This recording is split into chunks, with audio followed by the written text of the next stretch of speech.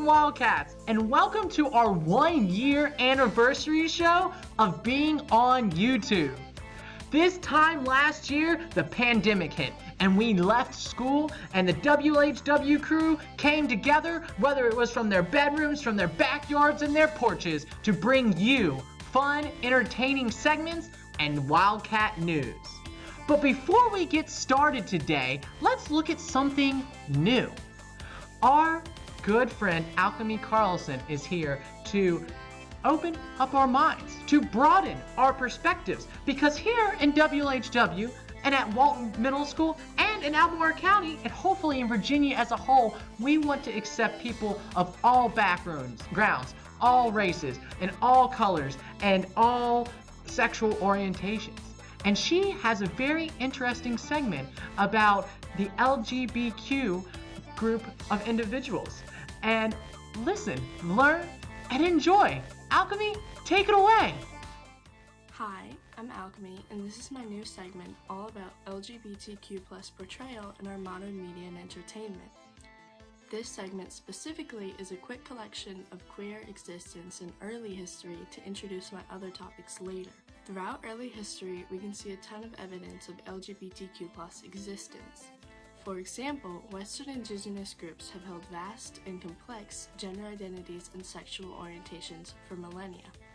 It's likely that in these groups, everyone shapes their own sexuality and gender with umbrella terms used to describe common ones. Similarly to how in our society, we use words like queer to refer to any non-straight sexual orientation. There's also abundant evidence of same-sex attraction in Asian cultures. The earliest evidence of homosexuality dates back to the year 1046 in China. There are many tales about emperors and their male partners, and these relationships were respected and even adored by the people they ruled. The majority of early emperors in China had both boyfriends and wives, though there were marriages between men. It wouldn't be uncommon to see two women calling themselves husband and wife either.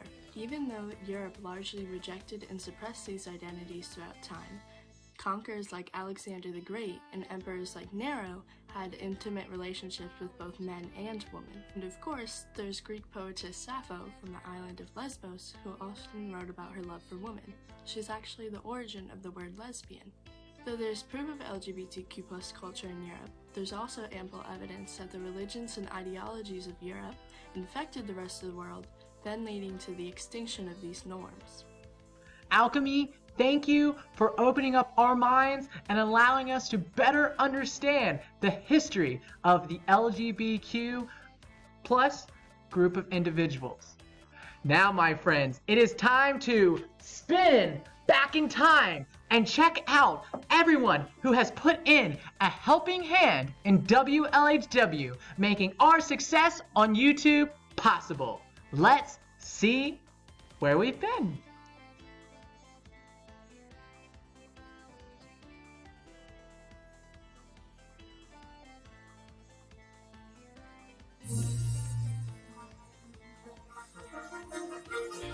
Hey Wildcats, welcome to our first ever YouTube WLHW.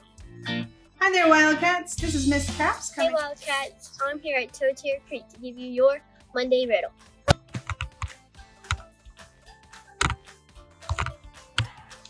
Jokes with Charlie. Hello Walton Wildcats, I'm Mrs. Crawford.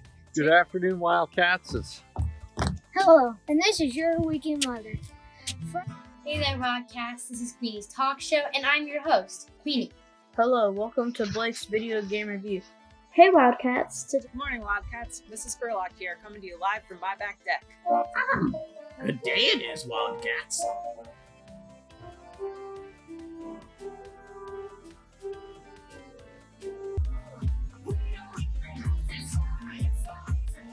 Hey Wildcats, I'm here with your weekly weather.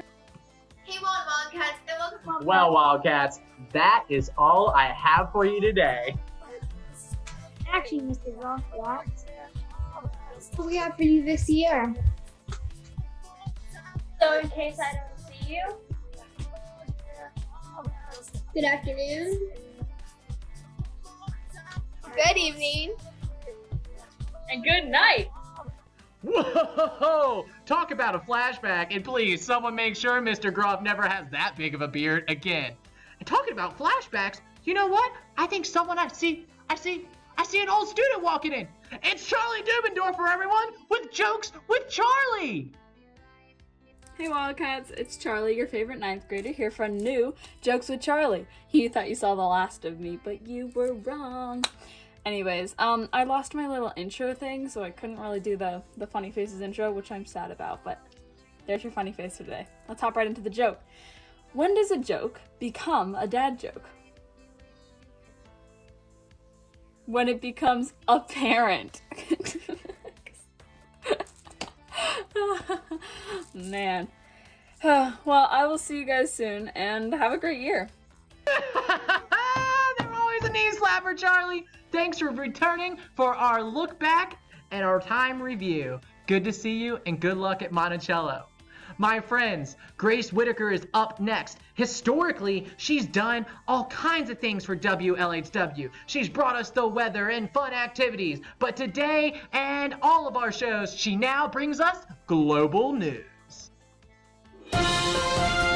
Hey Wildcats, welcome back from spring break and welcome to Global News. It's April 14th. Let's get started. First up, President Joe Biden has begun to create and put plans in action for stricter gun control. This is in response to the multiple shootings that occurred a few weeks ago.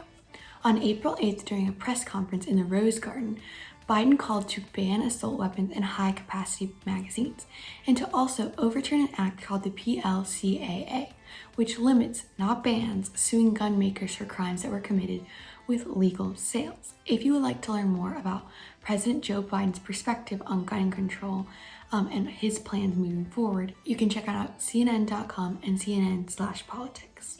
Next, a couple of COVID-19 vaccine updates. Joe Biden states that over 90% of American adults will be eligible to get the vaccine by April 19th. In addition, Pfizer, one of the vaccine companies, has requested emergency approval from the FDA to administer their new vaccine in kids ages 12 to 15. This is still pending. We'll keep you updated. Finally, Easter passed, and as always, I want to show you ways that people safely celebrated holidays. So let's take a look.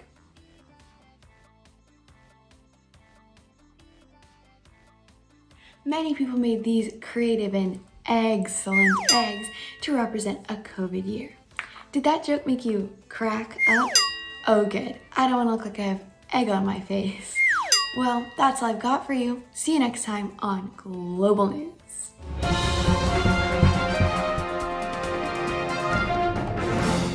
Thank you, Grace, and thank you for everything you do for WLHW. Friends, we used to call it quarantine cooking, but now it's just simply in the kitchen with Olivia. I wonder what she's cooking up for us today. Olivia, what am I gonna fill my belly with? Go. Today I'm going to be showing you how to make pot of gold soup. For this recipe, you're going to need 1/4 or quart of tomato juice or soup, 4 cheddar cheese cubes, 1/2 your favorite baking mix, and 1/2 cup milk. So to make the biscuits, you want to pour the mix in, then the milk, then stir, then spoon that out onto a plate. Doesn't really matter which plate you use. Sorry, that's my dog if you hear her. And then split the dough into 4 pieces using a knife. Yes, be careful with that. And then spoon the chips, or not the chips, the cheese pieces, and then kind of fold those into the dough. It's on another clip, so it'll make more sense. Then your soup or juice should be warmed up by now. So you take a spoon and you kind of just dip the biscuits in and then cook them that all for 10 minutes covered and 10 minutes uncovered, and it should be good to go.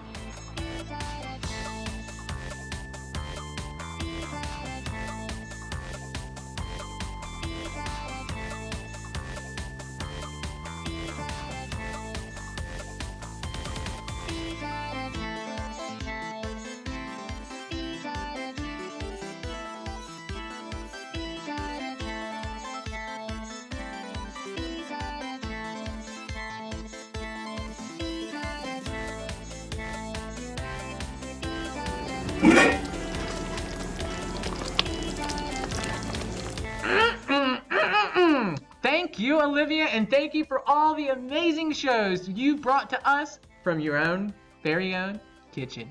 Now, friends, we've had a long-running segment with our good friend Gavin, and he's done all kinds of crazy things like the crazy weather or sports with Gavin, because that's what we have for you now. Welcome back to Sports Facts with Gavin. This week's sports facts are: did you know the lowest seed ever to win the March Madness tournament was number 8 seeded Villanova? Did you know Chicago Bears had 6 tie games in 1932? They even won the championship that year also. Did you know Kareem Abdul-Jabbar scored 38,387 points in his career, which is the most in a career? That's all I have for today. Bye! Thank you, Gavin. Friends, thank you for a successful year on YouTube with WLHW. We've brought you new locker talks. We've brought you new shows, new segments from afar, whether they're your back porch or your living room. We've come back to school, we're getting new equipment, and we're vamping up, building you fun virtual maps of Walton, and also building you new websites to view our content. It has been a great honor to be working with you guys, and I continue to look forward to what you create every day. If you want to get involved in WLHW, you're always welcome here. We welcome anybody of any skill and any talent. And you know one thing that always stays constant, my friends, because if I don't see you, good afternoon, good evening, and good night.